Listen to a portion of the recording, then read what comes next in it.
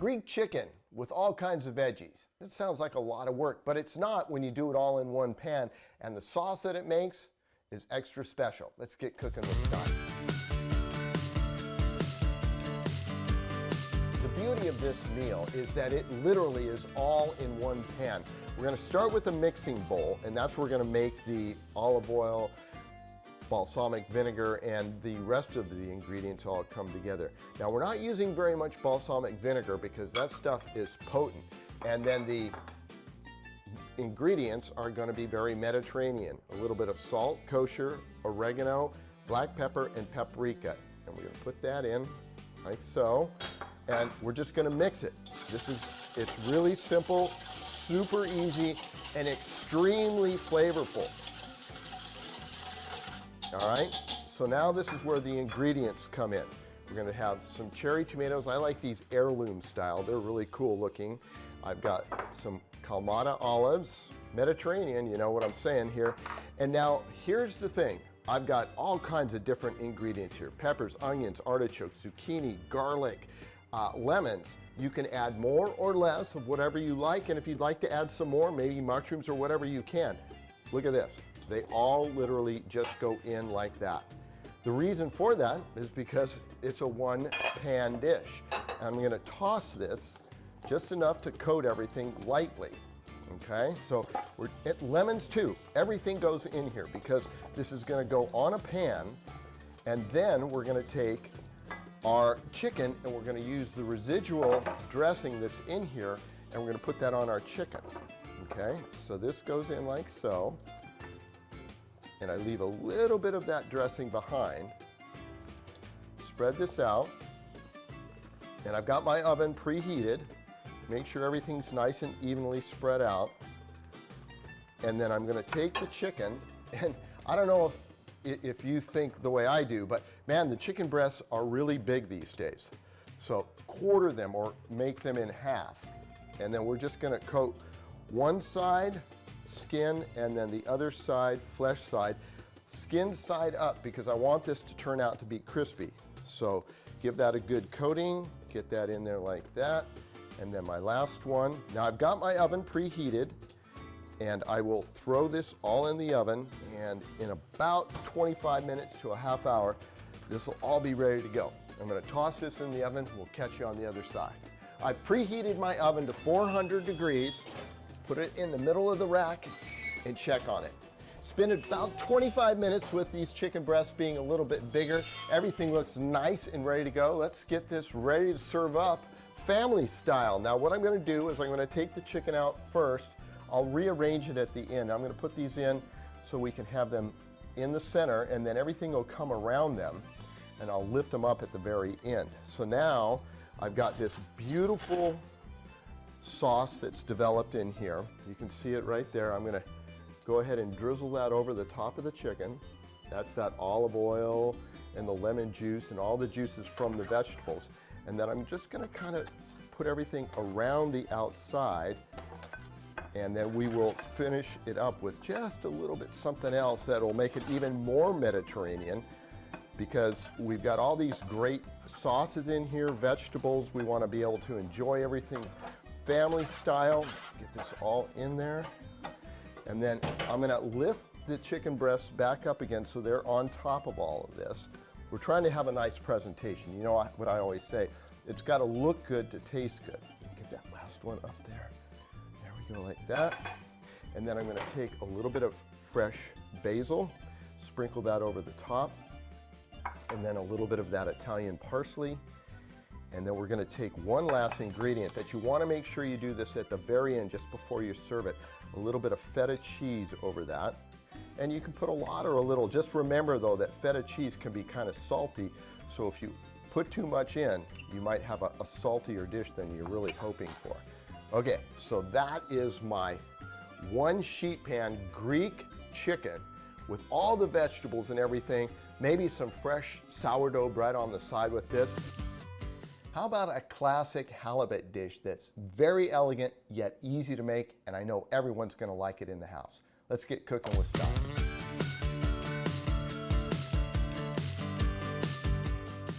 Halibut cooks super fast, almost as fast as shrimp. So do the fish last. We're gonna start with 2 nice little fillets here, and I'm gonna season them with just a little bit of that kosher salt, and then of course a little black pepper. And I've got my pan on a medium-high heat.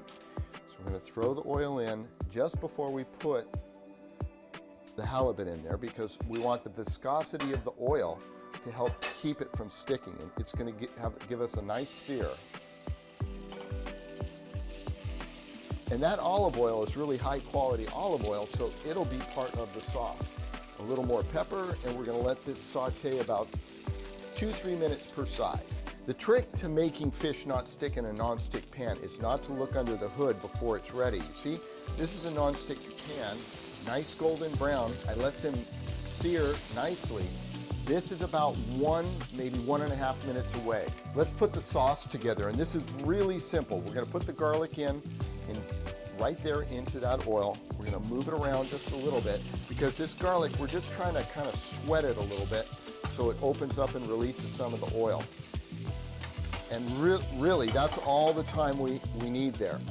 Now just a little bit of white wine, a dry white wine. In go our heirloom tomatoes. We're gonna wait just a minute on the basil, because we wanna let that white wine reduce a little bit. We're not cooking these tomatoes, we're just trying to warm them a little bit. Okay, that's looking pretty good right there. I'm gonna throw my basil in and a little pat of butter, and that's gonna put a creaminess to this sauce. And it looks like we're all ready to go. I'm ready to put this on a plate and give it a try. Let's head on out. So the halibut really cooks that quick. I mean, it's insanely fast, and it's expensive. So make sure you cook it last, because you don't want to overcook fish that's this expensive. So let's get this plated up. I'll show you how, you might want to present it. Put a nice little piece in the center on that little platter right there. Tilt that up so it's just a little bit angled like that. Nice presentation. What you see is what you're gonna taste. And we got our sauce here. Look at that. The garlic's wilted nicely. The sauce is thickened up. I'm gonna spread that right over the top. Now, a lot of times I put garlic or parsley on top of things, but since I've got that basil in there, wow. How about that? A nice pan-seared halibut with heirloom tomatoes and basil. Serve that up with maybe a little bit of couscous. I'm telling you, you're gonna knock it out of the park with this one. There are 2 ways to make meat tender. Tenderize it by pounding it or slow cooking it. And this Swiss goulash is a recipe I picked up when I was skiing in St. Moritz. Let's get cooking with style.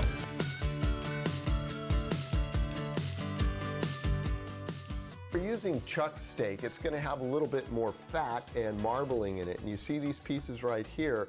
This is about 1 inch, 1.25 inches in diameter. These will shrink down, so you're not going to be putting this all on one plate. Here's the other thing about this. I say fine dice on these peppers and onions, and normally we wouldn't dice this fine, but because we want this to kind of melt down into the sauce, that's why we're making it so fine. So to get the beef ready to go, it's super simple. We're just gonna put it in a little tossing bowl here, and I'm gonna put about 1/4 cup of flour in there. That's gonna tighten up the sauce later, and then we're gonna put a little bit of salt and pepper in, and I'm gonna toss this and coat the beef with that, and then this is gonna go into our stock pot with the oil. I'll be putting the paprika and the other ingredients in when this gets browned up a little bit. So I'm gonna take this and head over to the stove. What I'm working with here is a medium hot stock pot, and what I'm going to add to that to fry up this meat is about 2 tablespoons of canola or grapeseed oil. And if you want to use olive oil, you can. Just remember, it burns a little bit quicker or smokes. And I'm going to put all this beef in, and we're going to get that in there with the excess flour, because that's actually going to help tighten up our sauce a little bit. And so this meat will cook for about 7-8 minutes to brown it up before we add the rest of the ingredients. All right, we did about 7, 8, 9, 10 minutes, and you can see that nice caramelization, the browning of that meat. So now I'm going to add just everything in there. Peppers, onions, bay leaf, paprika and garlic. We're gonna saute this around for another, say, 4 or 5 minutes, and then we'll add the broths and the red wine. So it's been literally just about 5-6 minutes, and you can already see the bell peppers and onions starting to render and almost become a paste. So to this, with all those beautiful drippings, we're gonna add our red wine. And I would suggest, you know, a relatively decent red wine. You don't have to go with something super expensive, but something you'd be willing to drink. 1 box of beef broth. And I know this looks really runny and liquidy right now, but trust me, this is gonna cook for a good 2.5 to 3 hours. And then to that, a half a can of tomato paste. That'll add the density and make this really, really have a nice flavor to it, but it won't overpower it with the tomato. We'll give this a little stir to incorporate all the ingredients, and then I'm gonna bring this to a boil and then simmer it for about 2 hours. So I've been keeping my eye on this over the past 2.5, 3 hours. It's thickened up nicely and it is ready to serve. The difference way we're gonna present this today is that when I had it in Corvache, Switzerland, it was served with polenta. Today, I'm gonna use some Yukon Gold mashed potatoes, and we're gonna put those on the side. And you can, you know, if you wanna make the polenta, by all means, go for it. So with this, we're just gonna take a nice big ladle of the goulash, the Swiss goulash, put it right on the edge there of the potatoes. And as I said, you could always go with a little bit of polenta. And to finish this off, just a little bit of parsley on top of that to make it all come together. So this is a dish that I picked up when I was skiing in St. Moritz at the resort Corvache. It is an awesome dish, comfort food to the max. Rigatoni con vodka sauce. It sounds really fancy, but it's not. It's really easy to make. It's a great main course or a side dish with some sausage. Let's get cooking with style.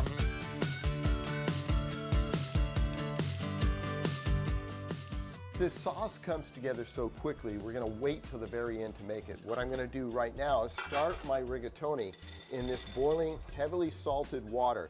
Don't overcook your pasta because we're gonna use some of the pasta water and the sauce to finish the rigatoni at the end. Just check the rigatoni and it is almost done, but what we're gonna do is start making the sauce. I've got a little bit of olive oil here, about 2 tablespoons.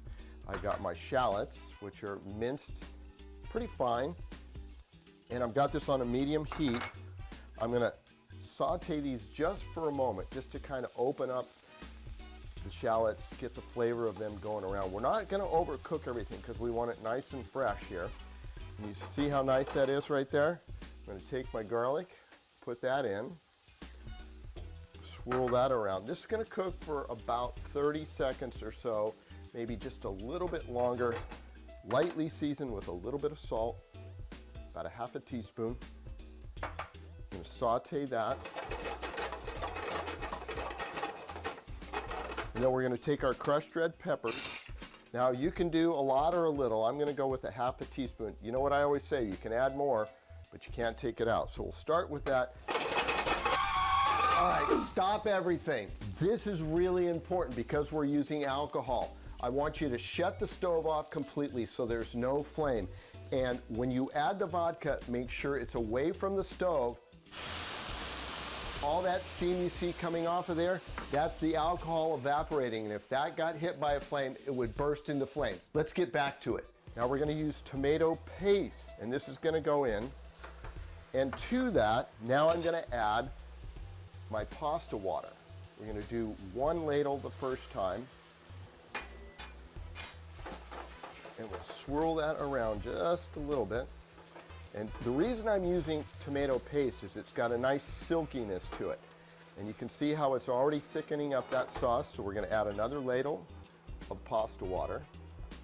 Our pasta is just about done. We'll let this come to a simmer and then I'll strain my pasta and we'll put it all together. Pasta is almost done. Final phase, we're gonna put in about a half a cup of heavy cream. And I'm gonna mix this just a little bit to see how thick the consistency is. Keep the heat on medium-high because we wanna reduce that cream just a little bit. See how nice and pretty that looks, the greenness of that. And I'm gonna add, I held back just a little bit of my pasta water because it's getting a little tight, so I wanna add a little bit more water. This is chemistry here. We're definitely making it as we go. Pasta is al dente, just a little bit less than where it should be. So we want it to cook just a few moments in here. And then I'm gonna take some fresh basil, sprinkle that in. I wanna put the basil in at the very end because I want all the aromatics to come out in the sauce. All right, this is just about ready to serve up. I'm gonna head over to the countertop and plate it up. All right, let's get this all finally put together. I'm gonna add 1 little pat of butter, 2 little pats of butter. What that does is it adds a little bit of silkiness to the sauce, and it'll add just a little bit of salt. So that's why you don't want to over salt. To this, we're just gonna put this and make it family style. And then that way everyone can kind of just dig in here. Get this in here and do it as neatly as I can in that nice white bowl.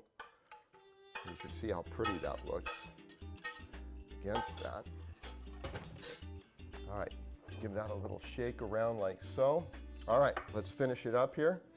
Some Parmesan cheese, put that over the top, a little bit more. Of course, you want to finish that off with a little Italian parsley, sprinkle it over the top.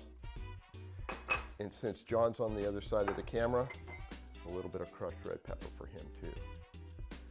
All right, so this is rigatoni con vodka sauce. Super easy. You saw how fast it all came together. A real family pleaser. You know, I love steak, but man, is it expensive.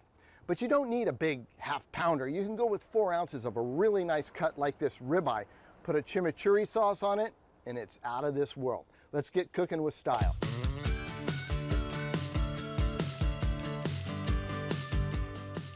As you saw, I'm not using the whole steak. I'm using a part of it, slicing it nice and thin. In this case, we're using ribeye. You could use New York strips, sirloin, whatever favorite cut you'd like. Let's get the steak going here, and so we can get it on the grill. A little bit of olive oil over this side, a little rub there, some salt, generous portion of salt, and fresh cracked pepper. We want that nice crunchiness of the pepper. And we're gonna flip this over and do the same thing on the other side to get things rolling here. There you go. And more cracked pepper. Let me get this on the grill, and then we'll be back to do the chimichurri sauce. I've got this grill totally cranked up so we get a nice sear on this side. Listen to this. That is what we're looking for.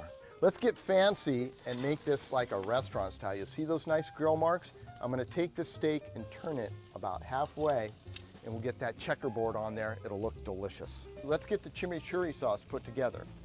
The way we put this together is really straightforward, and the ingredients, they're pretty commonplace with the exception of the capers and the anchovies. I know you're going, wait a minute, trust me, it's gonna work. So here we go. Parsley, yeah, I've got that. Chopped fresh garlic, got that. A little oregano, there's your anchovies. We chop those up nice and fine. Capers, chopped, and then crushed red peppers, delicious. Olive oil, pinch of salt, some fresh cracked pepper, and then red wine vinegar. Toss, and voila. Let's go check on that steak. I bet it's done. This steak should be medium rare. Let's go ahead and pull it right now and let it rest while we put everything together. The reason I let the steak rest is because I want the juices to stay in and not run out when I cut this steak. So what we're gonna do is we're gonna take a nice slice like that. We're gonna get some really nice thin pieces because we're gonna drape this over some nice steamed rice and serve it up with the chimichurri sauce. Now for me, that's about as perfect as it gets when it comes to a steak. I'm gonna take my steamed rice, I'm gonna lay that right on top like that. See what I'm saying there? You don't need a big piece of steak, you just need a really good piece of steak. And then we're gonna take this chimichurri sauce and just drizzle that over the top, a little bit of it on the rice, a little bit more right there. Oh my. Now there you go. That is the way you eat steak. Make it a little bit more classy with that chimichurri sauce and steamed rice. Kind of on a French kick lately. This is coq au vin, which is chicken with wine, but I'm telling you, as fancy as it sounds, it's back to the basics, and it is really, really easy. One pot cooking. You gotta love it. Let's get cooking with style.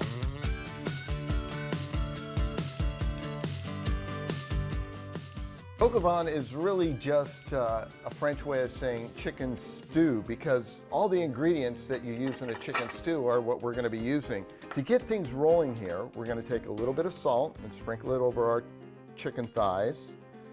Some black pepper. You want to season both sides always. And we're going to dredge these in flour.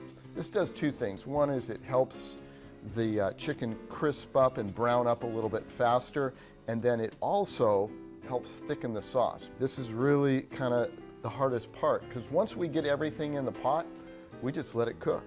All right, so we're all ready to go to the stove. I'm going to head over there, get the bacon cooking. I think pretty much everyone knows how to cook it.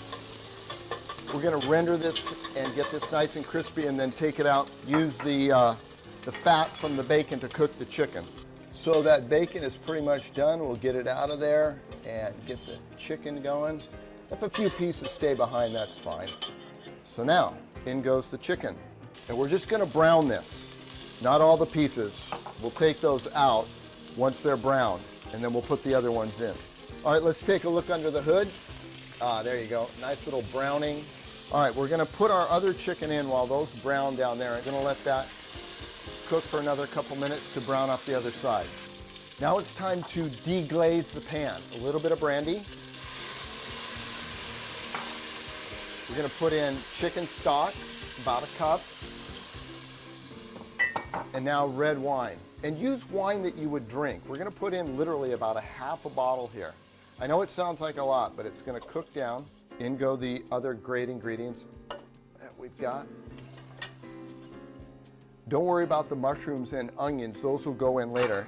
And don't forget the bacon. We'll give this a gentle stir. Put it in the oven at 350 for 1 hour. We're at the halfway point, so let's put in the mushrooms and pearled onions. I've pre-sauteed the cremini mushrooms, and there's the pearl onions. Take all the beautiful drippings from the onions and mushrooms. Stir that up. Put the lid back on. About another 20 minutes, and we'll be good to go. I think we're ready to go. Oh, that looks good. All right, let's get it plated up and served up. Oh, that looks perfect. Now, with my coq au vin, I like to serve it with some parsley potatoes. Get this ready here. There you go. I like to ladle it up just like that. And don't forget all those beautiful mushrooms and carrots that we put in there. But wait, there's more. A little fresh parsley on top of that. That is not your mom's chicken stew. That is coq au vin. And it is a great French dish, easy to make.